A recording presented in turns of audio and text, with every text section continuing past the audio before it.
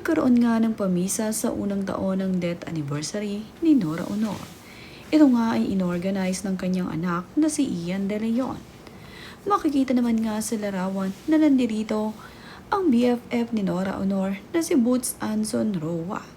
Dumalo nga siya sa unang anibersaryo ng taon ni Nora Honor na ito ay lumisa na.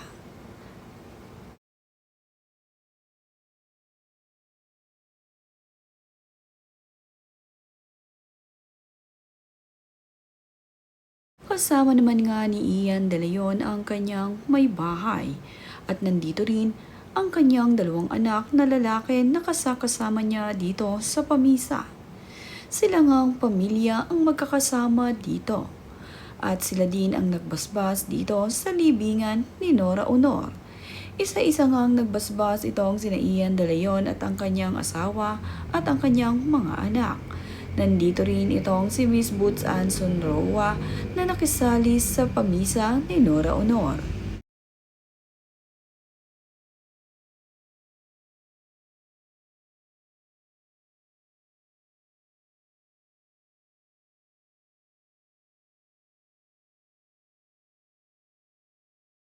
Matapos naman nga ang misa, ay nagpasalamat itong sina Ian De Leon at ang kanyang asawa dito kay Miss Boots Anson Roa dahil nakapunta nga ito dito at mapapansin nga rin na nandirito itong si Direk Alik. Nandito ang matalik na direktor na kaibigan ni Nora Honor. Mahal na mahal din nitong si Direk Alik itong si Nora Honor kaya naman sa unang taon ng anibersaryo nito na wala na siya ay pumunta itong si Direk Alik dito. Nag-join nga siya sa pamilya para dito kay Superstar.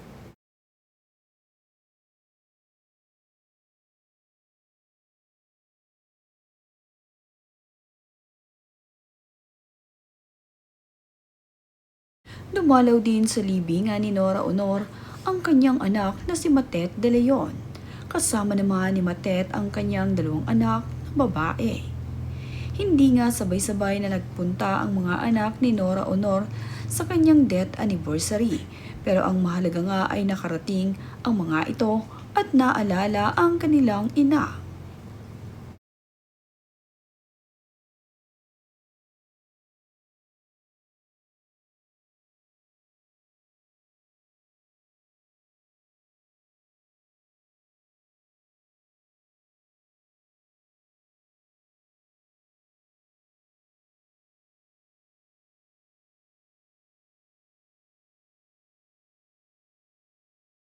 Ang anak nga ni Nora Honor na si Kenneth ay nandito rin. Hindi rin niya kasabay ang kanyang mga kapatid na pumunta dito. Inabutan naman nga niya ang mga Norenia na nandirito at nagbibigay pakikiramay sa kanila. Nakipagkwentuhan pa nga itong si Kenneth sa mga Norenian na naroroon at masayang masaya nga sila na nakipagkwentuhan dito kay Kenneth.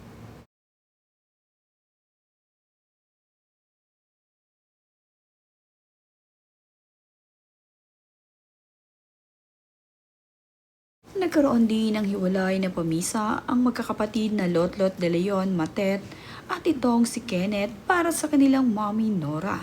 At mapapansin naman na nandirito itong si Maricel Soriano at ang mga anak ni Lotlot.